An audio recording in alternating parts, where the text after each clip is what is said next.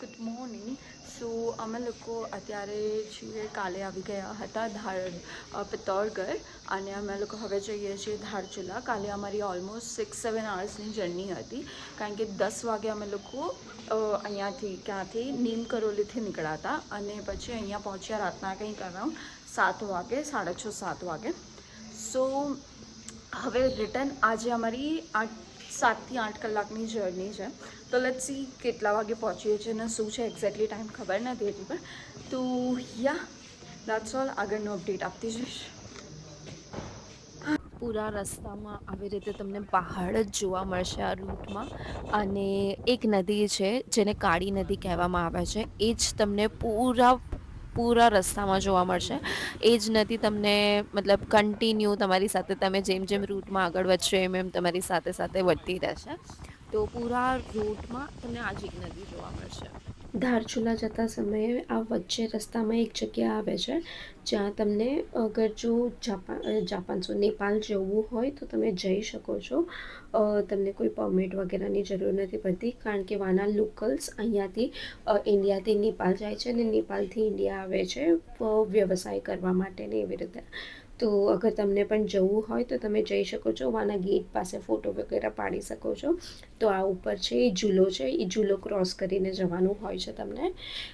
Yes, અને સામેની side Nepal છે અને આલી સાઈડ ઇન્ડિયા છે, મતલબ એવી રીતે. नदी के पास ऐसे बात हुआ है. અરાઉન્ડ 12:45 થયું છે અને અમે લોકો ધારચુલા પહોંચી ગયા છે, ને હવે અહીંયાથી બીજી ગાડીમાં જશું. અને આ પૂરી નદી છે પણ બહુ ગંદી છે. એક મિનિટ બતાડું. અને આ સામે જે છે એ છે નેપાળ. તો અહીંયા ઝૂલો દેખાતો નથી, ઝૂલો આગળ છે, તો આ ઝૂલા પરથી જવાનું નેપાળ.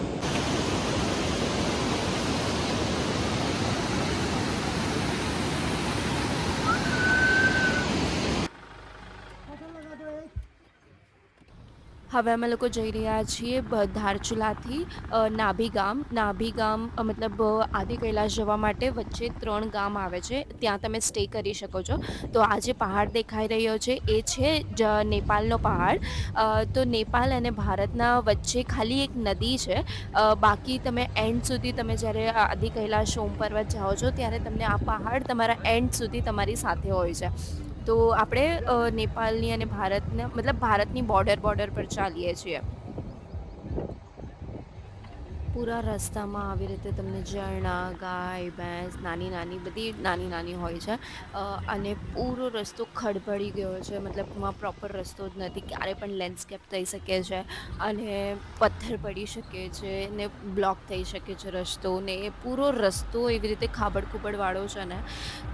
ધારચુલાથી લગભગ 2-3 કલાકે, અને નાભી ગામથી 3-4 કલાક પાછળ વચ્ચે, મતલબ ધારચુલાથી નાભીની વચ્ચે તમને આ એક રસ્તામાં એક નાનકડી હોટેલ કે ધાબો કહો કે જે પણ કહો, એમાં તમને જમવાનું મળશે. બાકી પૂરા રસ્તામાં ક્યાં પણ જમવાનું કે કંઈ જ નહીં મળે. અને ભલે આ જગ્યા નાની હતી પણ આનું ખાવાનું એકદમ મસ્ત હતું. એ પહાડ પર દહીં મળવું એ બહુ ડિફિકલ્ટ હતું, બટ સ્ટીલ ત્યાંના લોકલ લોકો મેનેજ કરીને દહીં વગેરે લઈ આવે ને આપણે પ્રોવાઈડ કરે છે.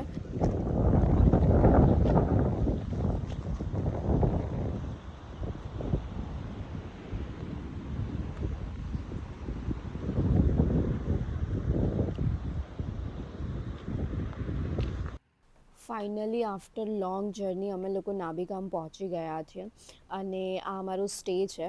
તો આવી રીતે પૂરું સ્ટેમાં અમે લોકો રહેવાના છીએ.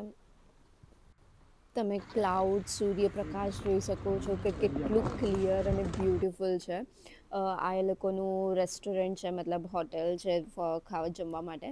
આ પાણી ગરમ કરવા માટે બાજુમાં મતલબ રાખ્યું છે, જે 5 જ છે. અને પૂરા હોટલમાં, મતલબ આઈ ગેસ જેટલા પણ મહેમાન આવે કે કોઈ પણ એ લોકોના ગેસ્ટ આવે એ લોકોને પ્રોવાઈડ કરે છે આમાંથી.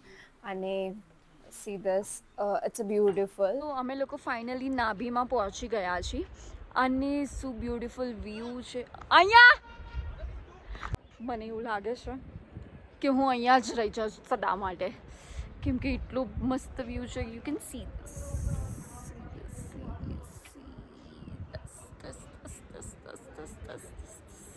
અને આ અમારું સ્ટેશનનું છે, અહીંયા અમે લોકો રહીશું. Yes but this is beautiful beyond beauty.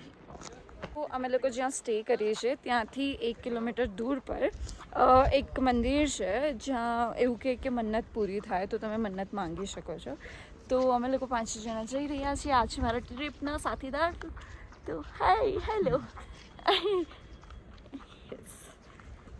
અને આ છે બ્યુટીફુલ વેધર. સો અમે લોકો અહીંયા નાભીમાં સ્ટે કર્યું છે જ્યાં અમે લોકો અરાઉન્ડ સવારે અમે લોકો નીકળ્યા હતા. સવારે કેટલા વાગે નીકળ્યા હતા? 1 વાગે. ઓકે. સો અમે લોકો ધારચુલાથી અરાઉન્ડ 1 વાગે નીકળ્યા હતા અને અહીંયા અમે લોકો 6 વાગે પહોંચ્યા, એટલે 6 કલાકનો રૂટ હતો. પૂરો રસ્તો ઓલમોસ્ટ ખાબડ ખુબડવાળો હતો જ્યાં પૂરી ધૂળ મિટ્ટી ઘણું બધું કામ ચાલી રહ્યું હતું. ઘણો રસ્તો એકદમ મસ્ત હતો. તો ફાઇનલી અમે લોકો અહીંયા પહોંચ્યા અને વેધર એકદમ મસ્ત છે, ઠંડુ શું ને એકદમ આમ કામ ટાઈપ ને એવી રીતે. અને અહીંયાથી તમને બરફ બી દેખાય છે. આઈ ગેસ જો અહીંયાથી બરફ દેખાય છે. યસ. તો અત્યારે અમે લોકો મંદિર જઈ રહ્યા છીએ બટ વેધર બહુ મસ્ત છે, પ્લેઝન્ટ છે એકદમ આમ સુપર વાળું ફિલિંગ આવે છે.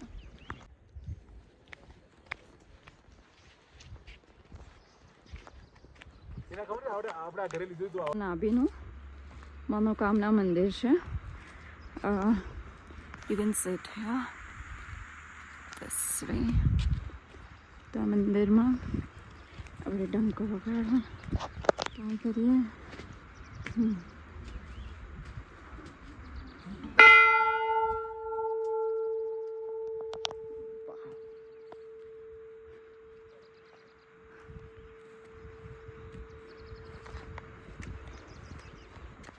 એવું લાગે છે આ મંદિર કોઈ જાપાનમાં કે કંઈ એવી કોઈ કન્ટ્રીમાં બનાવ્યું હશે, કારણ કે આપણા યુઝ્યુઅલી મંદિરમાં આવું ઉપર ન હોય અને આ લોકોના મંદિરમાં છે.